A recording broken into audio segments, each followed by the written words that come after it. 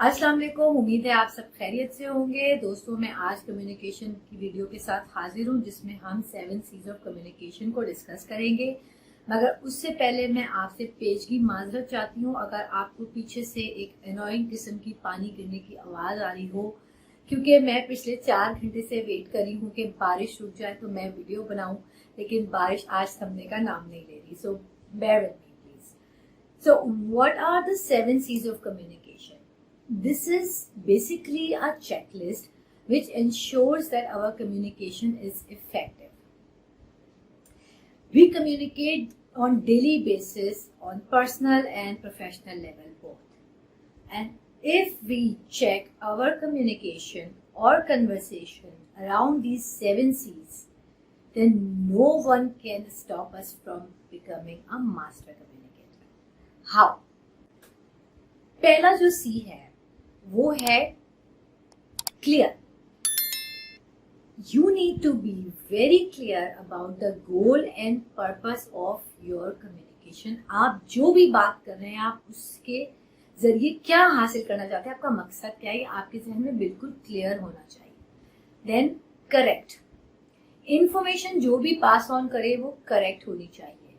For example, मैं आपको अक्सर कोट्स सुनाती हूँ जो कि मुझे ढेर से हैं या मैंने जहां भी पढ़े हैं वो बड़ी मेरे लिए काबिल एतबार सोर्सेज है, लेकिन मैं जब भी आपके लिए वो कोट को कोट करती हूँ तो मैं उसको पहले जाकर वेरीफाई करती हूँ, इसलिए ताकि आप तक मैं जो इन्फॉर्मेशन पहुंचाऊं वो करेक्ट हो। इसके अंदर ग्रामर की सेहत भी आती है। जो भी जबान आप इस्तेमाल करें अपनी कम्युनिकेशन में, वो उसकी ग्रामेटिकल मिस्टेक्स नहीं होनी चाहिए बिल्कुल भी।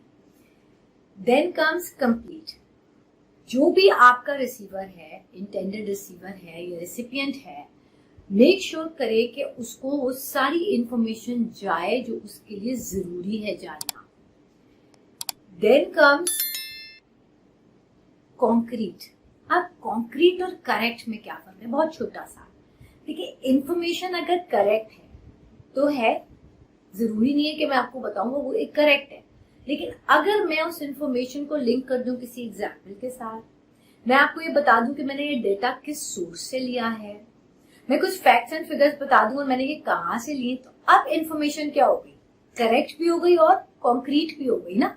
अब आपको पता है कि ये यहां से इसने ये इंफॉर्मेशन लिया तो ये गलत नहीं हो सकती। Then comes concise. लोगों से टू दी पॉइंट बात करें। जो लोग टू दी पॉइंट बात करते हैं, इधर उधर की बातों में वक्त जाया नहीं करते, लोग उनको ज्यादा तवज्जो से सुनते हैं। Then consider. अपने सामने वाले की, अपने ऑडियंस की सिचुएशन को मद्देनजर रखते हुए बात करें। उसका स्किल लेवल क्या है, उसका इमोशनल स्टेट क्या है, उसका एजुकेशन लेवल क्या है, ये सब चीजें आपको पता होनी चाहिए। इसको कहते हैं कंसिडर करना। And then comes courteous. आपकी बात प्रोफेशनल हो, आपकी बात ओपन हो, स्ट्रेट फॉरवर्ड हो, हम्बल हो, फ्रेंडली हो। तो ये है 7 सीज ऑफ कम्युनिकेशन। अब हम इसको जल्दी से एक एग्जाम्पल से समझते हैं। आप मेरी बॉस है, मैंने आके अपना सिस्टम खोला, मुझे एक ईमेल इनवाइट आया हुआ है आपकी तरफ से और आपने कहा, hi Nazia, I would like to see you tomorrow around 4:30 PM to discuss an urgent topic. Please make yourself available. ये इंफॉर्मेशन क्लियर है? नहीं।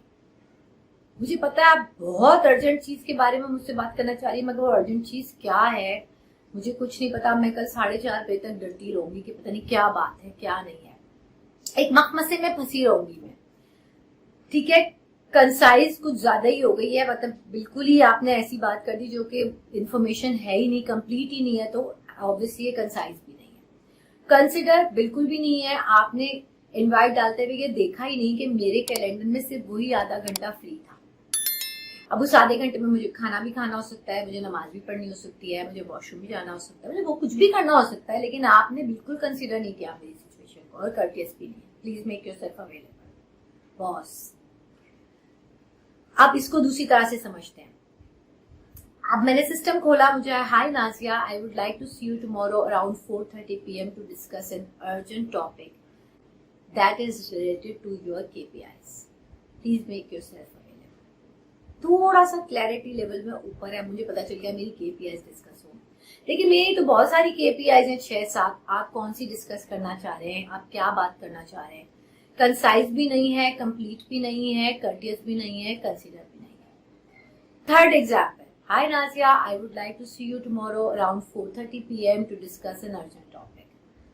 I would like to discuss your KPI performance and I would specifically talk about 2 of your KPIs. Number 1 is this, number 2 is this. I am so curious to know how would you improve upon those KPIs and how can I assist you in the whole process. While I was sending you the invite, I noticed that this is the only half an hour available in your calendar. Please let me know if it is possible for you to join the meeting, or else I am available after 4:30 p.m. your time or before 2 p.m. your time. Please let me know if we can have this meeting in any of these slots. Thank you so much. Looking forward to having a discussion around this. See the difference? Clear भी है, complete भी है, correct तो इसमें कोई ताल्लुक ही नहीं है, concise भी है, somehow concrete भी है. बिल्कुल आपने मुझे एनकोडिंग तक का मौका दे दिया. आपने मुझे बता दिया कि आपको पता है कि मेरी 2 KPI सही नहीं चल रही हैं और आप मुझसे ये पूछना चाह रही हैं कि मैं कैसे उस पर इम्प्रूव करूंगी. कर्टियस भी है, क्योंकि आपने मुझे ये बता दिया कि मैं पुलिस मैन की तरह नहीं आऊंगी, बल्कि मैं आपसे ये भी पूछूंगी कि मैं आपको असिस्ट कहाँ कर सकती हूँ. और फिर कंसीडर भी, आपने ये भी देखा कि मेरा टाइम फ्री नहीं है, तो आपने मुझे 2-4 ऑप्शंस भी दे दिया. तो ये जो 7 C's है ना, ये बहुत इंपॉर्टेंट है. अब आपके जहन में सवाल आएगा कि भाई इतने सारे चीज को याद कौन रखेगा. ऑनेस्टली स्पीकिंग, जब मैंने बहुत सालों पहले ये पढ़े थे तो मेरे भी जहन में आया था, मैं इसको भूल गई थी. लेकिन जब मैंने कम्युनिकेशन करती रही ऑब्वियसली अपने काम में, तो मैंने नोटिस किया कि जो लोग मास्टर कम्युनिकेटर्स होते हैं वो हमेशा अपनी कन्वर्सेशन, अपनी कम्युनिकेशन को इन 7 C's के अराउंड चेक करते हैं, and that's the reason they are where they are. ठीक है, इसका कोई सीक्वेंस नहीं है. आपको किसी भी सीक्वेंस में ये मिल सकता है. हो सकता है किसी सी का नाम आपको डिफरेंट मिले, लेकिन मतलब यही होगा. यही 7 C's के इर्द गिर्द हमारी कम्युनिकेशन, कन्वर्सेशन घूमती है.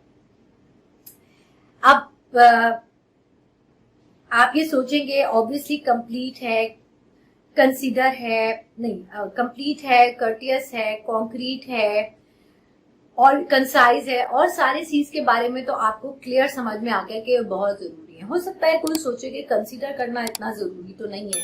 कुछ लोग सख्त भी होते हैं बाय नेचर, और अगर आप जॉब कर रहे हैं या आप किसी से नीचे हैं तो फिर आप बर्दाश्त करें. मैंने आपको पहले कहा था कि कंसीडर में ना सिर्फ इस सिचुएशन को कंसीडर करना नहीं होता, बल्कि सामने वाले का इंटेलेक्ट लेवल, उसका एजुकेशन लेवल, उसका बैकग्राउंड, ये सब कुछ भी जानना बहुत जरूरी होता है. कहते हैं ना, नो योर ऑडियंस. ये क्या होता है, इसकी मैं आपको एक एग्जांपल देती हूँ. 6-7 साल पहले हमने एक सप्लाई चेन प्रोफेशनल को बुलाया कि वो हमें कुछ लेक्चर दे. सप्लाई चेन, हम सारे सप्लाई चेन के लोग थे. वो बंदा आया, उसका 1 घंटा का लेक्चर था और आधे घंटे का जो था वो क्वेश्चन आंसर सेशन था. और आप यकीन करें कि 1 घंटे में उसका लेक्चर खत्म हो गया और किसी ने एक सवाल भी नहीं पूछा उससे. क्यों नहीं पूछा? क्योंकि वो शख्स हमें 1 घंटा पूरा प्रोक्योरमेंट स्ट्रैटेजीज पढ़ाता रहा, जबकि हम 15 लोगों में से किसी एक का भी ताल्लुक प्रोक्योरमेंट से था ही नहीं. कोई लेना देना ही नहीं था हमारा.